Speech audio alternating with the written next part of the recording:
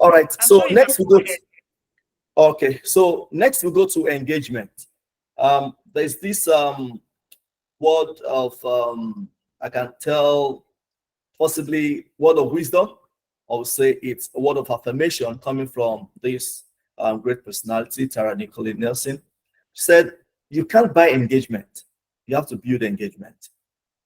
You cannot buy engagement. You have to build engagement." Now, what is customer engagement? It's talking about the emotional connection between a customer and a brand. So when you look at a brand brings about an offering. The offering, remember, first is the functional benefit the product or service is presenting to the customer. Then you now have to talk about the emotional connection that is then introduced, having fulfilled functional benefit that it is given to the customer. And you now begin to have that response from the customer, which is the engagement. So customer engagement, then you see, is beyond a customer's relationship with a company or a business. Every brand has got its own unique selling proposition. Every brand has got its own unique statement of purpose. Every brand has got its unique value offering. Now, which is different from the business. The business is the manufacturer. The item that is being used, that is being appreciated, for which we have exchanged our hard-earned income, is the brand. So over time, when we have been able to go through the funnel, which we'll see later, before you get to that point whereby you have that emotional connection with a brand, of course, you must be using the brand. You must have gone through the point of awareness. You must have gone through the point of interest. You must have gone through the point of consideration. Then you are using the brand. And not just using the brand, you have also moved from using the brand to being a loyal customer for the brand. And possibly at this point, you are become an ambassador for the brand. You are become a referral for the brand. You see, so that emotional connection has gone through a process. So which means there is a deep connection between you and the brand. That is what customer engagement is talking about. So now customer engagement is also talking about a set of actions or procedures the businesses will use to build strong relationship with the customers, but is built on what? Trust. So there's no way we're talking about a successful customer engagement activity without talking about trust, without talking about transparency, without talking about sustainability. So, and all of this can be achieved through different media, whether it's going to be the marketing campaigns that you communicate over time, or it's going to talk about the contents that you roll out per time, or it's talking about the way you have been able to meet the customers across different touch points of communication. So all of these lead to building the engagement with the customer. So the goal of customer engagement is to make a strong connection so that people will gladly engage with your brand and pay attention when you make an announcement. And what happens? It brings about an advocacy for the brand. So it's very important that as marketing professionals, as a business, we do not lose out on customer engagement. Customer engagement is what can bring about customer value or lifetime value. So if you do not have a very good and strong customer engagement, what it means is your brand over time will get very, very quickly to the point of decline, because you will not be the preferred. And when you have the forces of market working against you with the... Hello, Kenneth? Okay, so with the forces of market coming to show the brand that it's not the only one that is within the market space, and you have substitutes around, you have the options available to the customer, of course, you lose out on your market share. your equity will have dropped. Possibly, what is happening? You have reduced distribution, possibly because, I mean, when you are not being picked over time, the footfall of your brand has reduced. Your raw materials are not moving as they should. You get expired products, and the business begins to dwindle. So, customer engagement is very pivotal.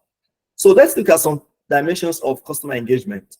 It ranges from the longevity, to proactiveness, to repetition and frequency, context, and volume. Now, when we talk about the longevity, it's talking about the length of time over which interactions are spread. How long do you engage with your customer? And through which communication platforms do you engage with your customer? Remember, your customer is your target market. Your customer has a geographic basis, has a demographic basis, has a psychographic basis, and also has behavioral.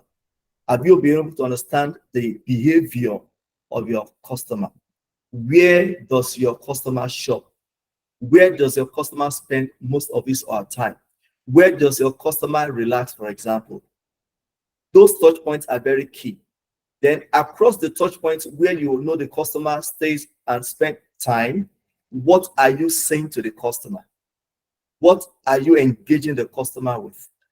Very, very important. So the length of time over which you interact with your customer will definitely have an impact on your customer engagement level. Then proactiveness.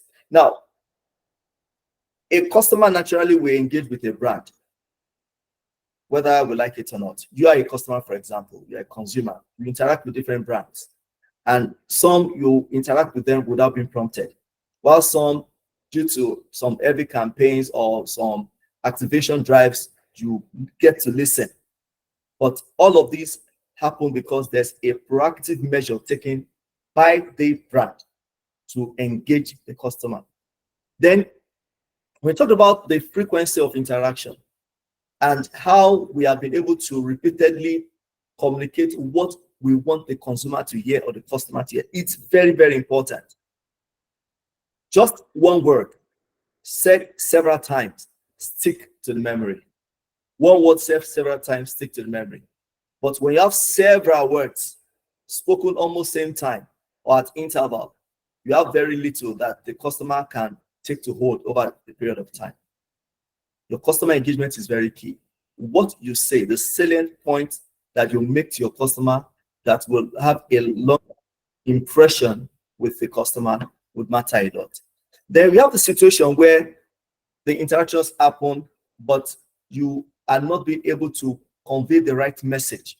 That is where context becomes very pivotal. For some of our audience, let me put it that way, that you possibly engage with some traders and you get to trade, for example, and you have to tell the customer who have come to meet you. And you know that the purpose for which you have gone there is to make sales. And you get there, you start saying, oh, this nation, how things are happening, not too good. Yet you've not called out an action, which is, I need to take an order, for example. What is your stock level? How are you doing in this business? How has the offtake been? Where can I come in to ensure you do better, to gain more, to have more revenue for your business? You can see the context differs. So the kind of context within which you are able to convey your engagement opportunities to your customer, very, very important. And it's within that period you can promote the offerings. You can talk about the value that a brand that you have with you is to give to the customer or to the consumer. So very important. Then how much of the interaction that takes place over the customer life cycle, we're going to see it, is very important. Is it important, for example, every phase of the customer life cycle has an engagement with the brand? Is it important? Is it not important? We'll look at it in the next slide. So this is talking about this customer life cycle from the point of awareness to consideration, purchase, retention, and advocacy. So the kind of impression that you give at first is very important, very, very important, because it is this that will either be a turn on or a turn off to your prospect. So when the prospect is turned off, of course, there will be no consideration for the brand.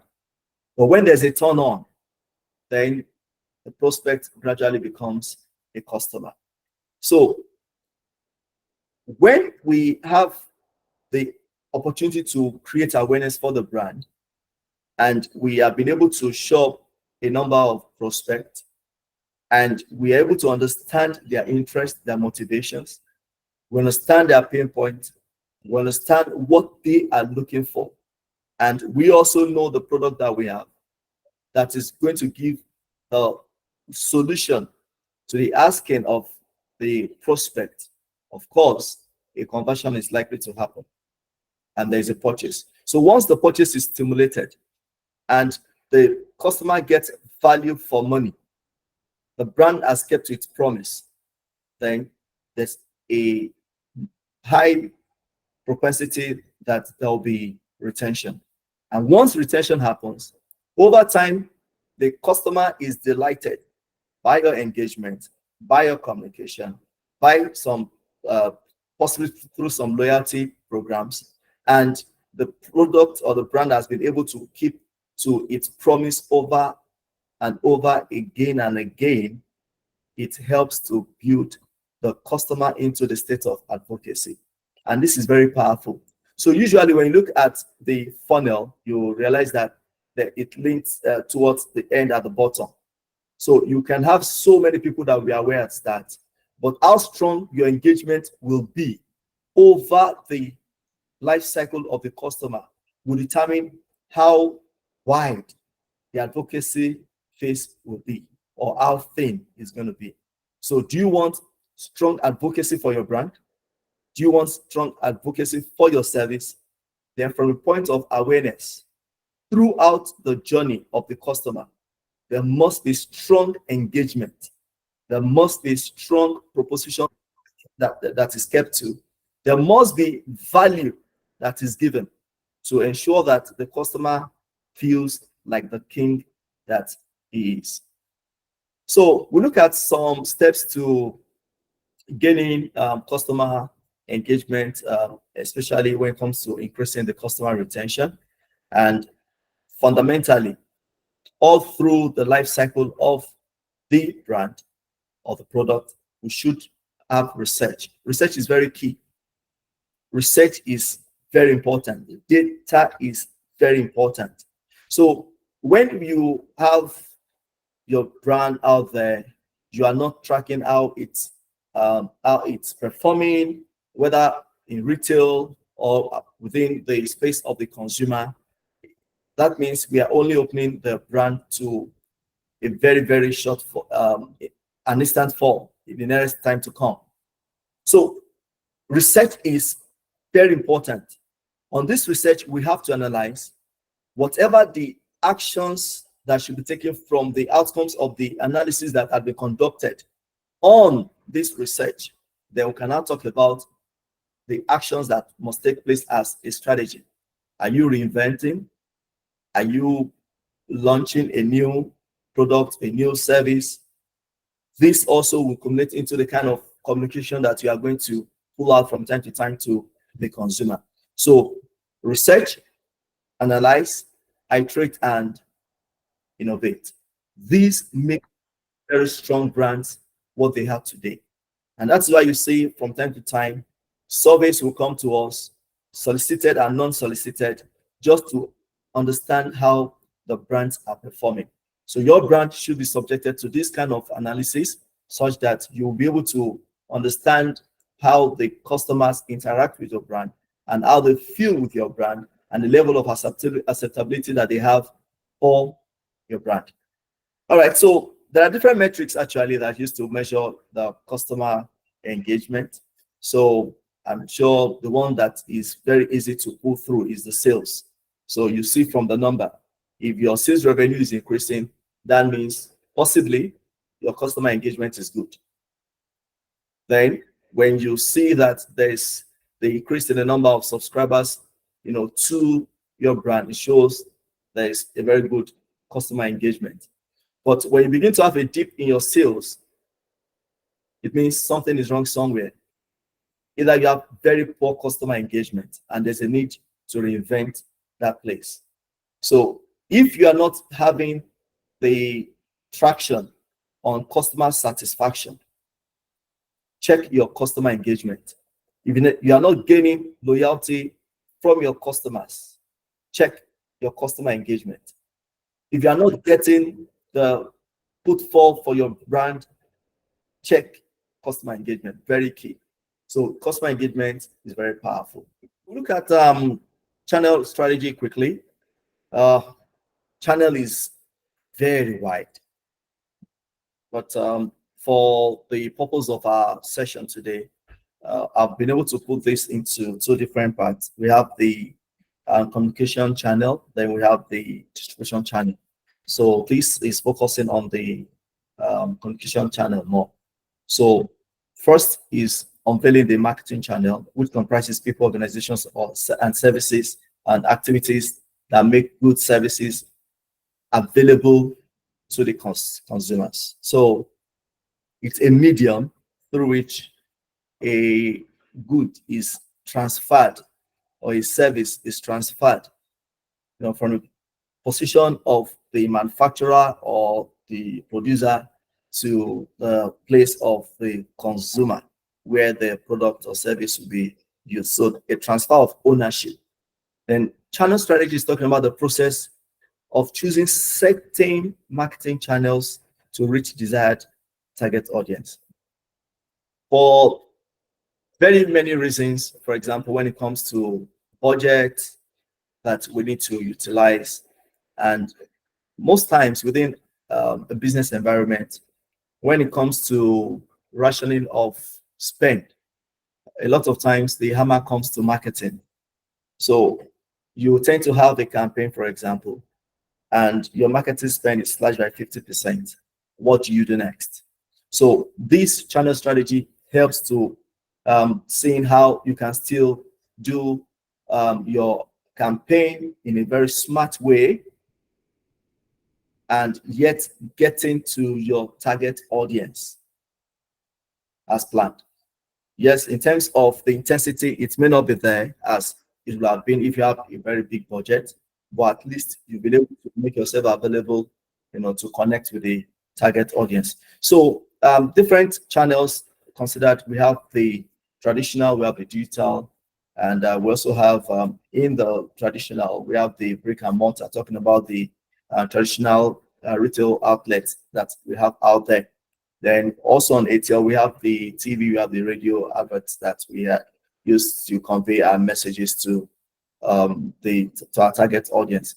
So very important for us to know that a good channel strategy will always help businesses to reduce costs and gain competitive advantage. Likewise, delivering maximum value to the customer. Very important. What is very important to the business is profit.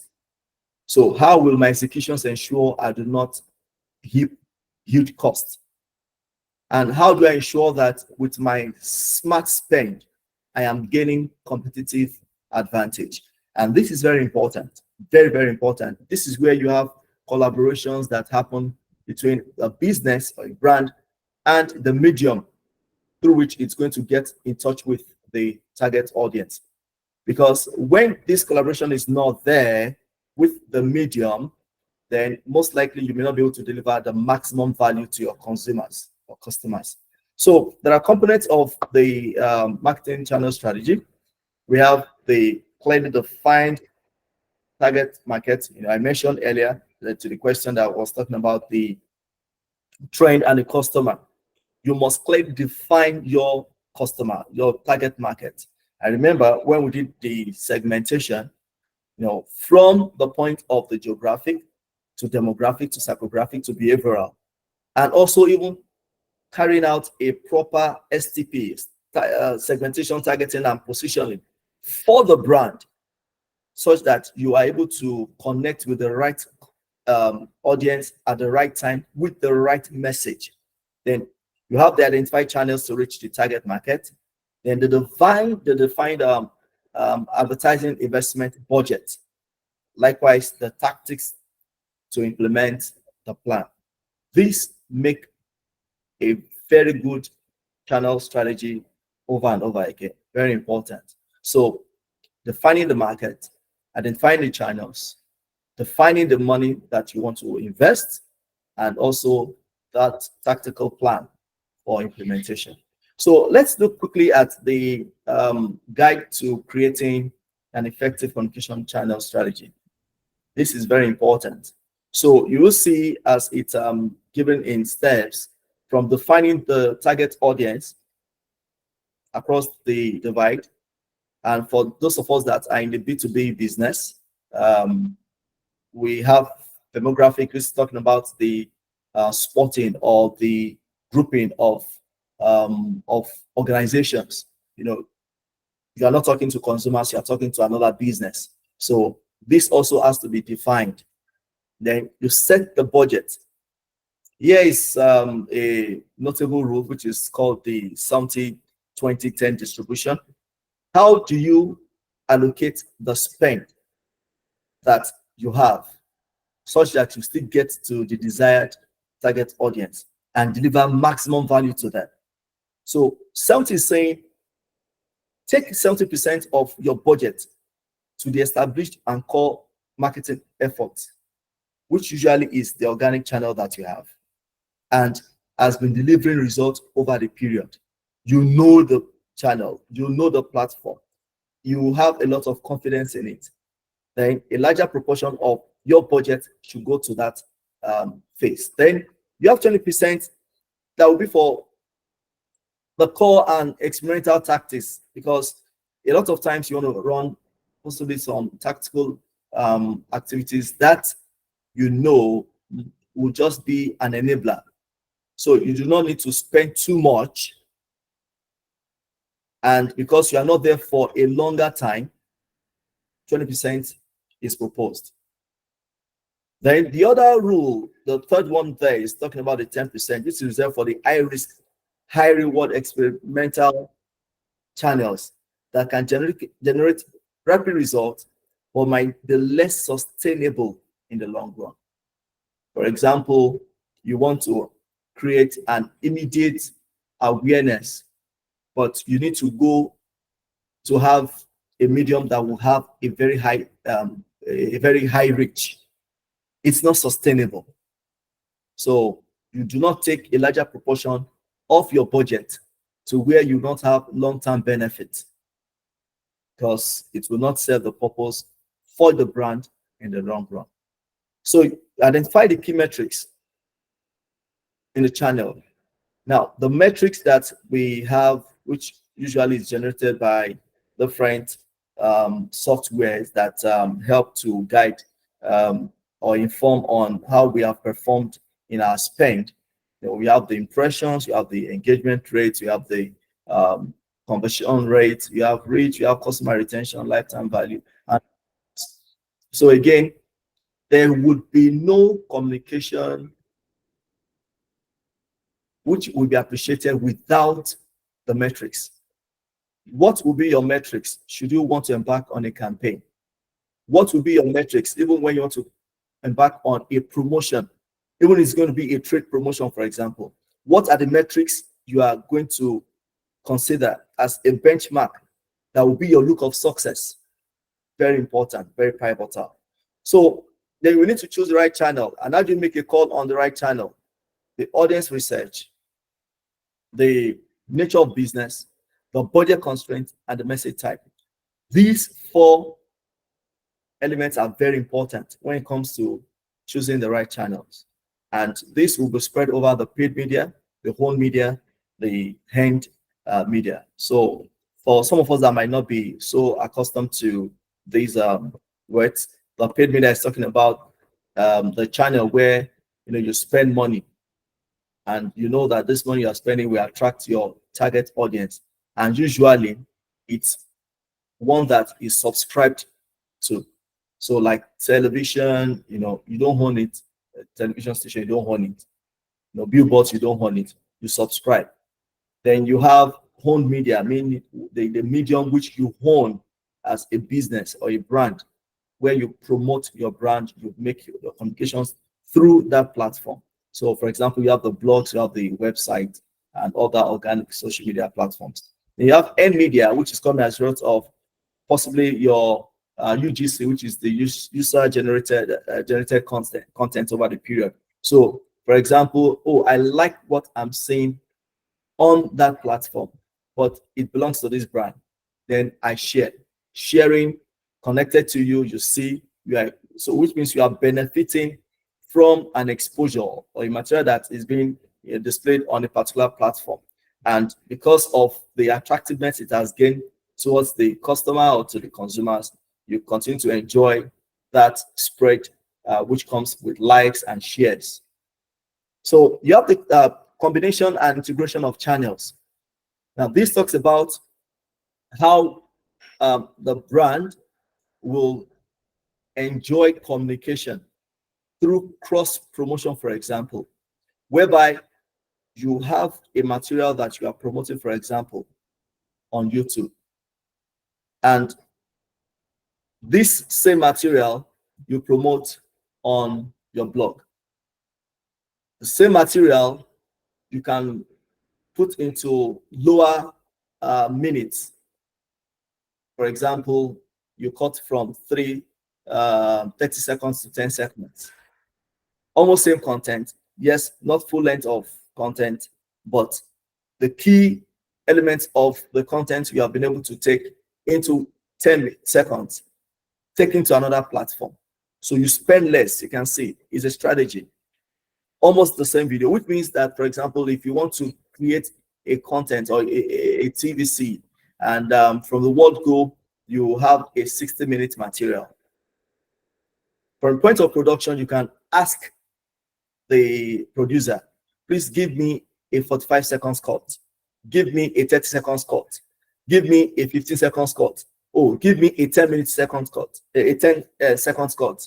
So which means that the same material, but you are gaining value from it because you can take it across different platforms based on their popularity with time. Then retargeting, which has to do with your visitors that come to your page. For example, those of us that have the digital platforms, how is the traffic to your website, for example, or you have a landing page, what is the traction, what is the traffic like, over the period. So a very good channel strategy that is deployed will always see that even when you have been able to rechannel your customers to your platforms, you have a way to engage them with, again, tailored messages, tailored content. So we have unified messaging. This has to do with ensuring the brand voice, the style that will remain consistent over every touch point. And this is very important. So on TV, for example, you are promoting a campaign that is themed go get it. On radio, it's supposed to be what? Go get it. Go to the online platform, go get it. So go to the social media platform, go get it. So a unified message has a way of also helping with spend. And that single-minded message also helps for a brand recall over the period of time. So what you see is the same message coming across the different touch points informs an alertness in the mind of the consumer. So which is definitely a very good way of building equity for the brand. So data sharing is talking about the application of insights that we gain from one channel, take to other channels. And that helps you to see the behavior of the consumers in response to the communication that's available per time. Then the last but not least, there's talking about the measure and the optimization. And this mainly targets the return on investment while you identify areas that would need refine tuning, for example. So the essence of identifying key metrics is to help us that in the long run, we're able to see how we are fared.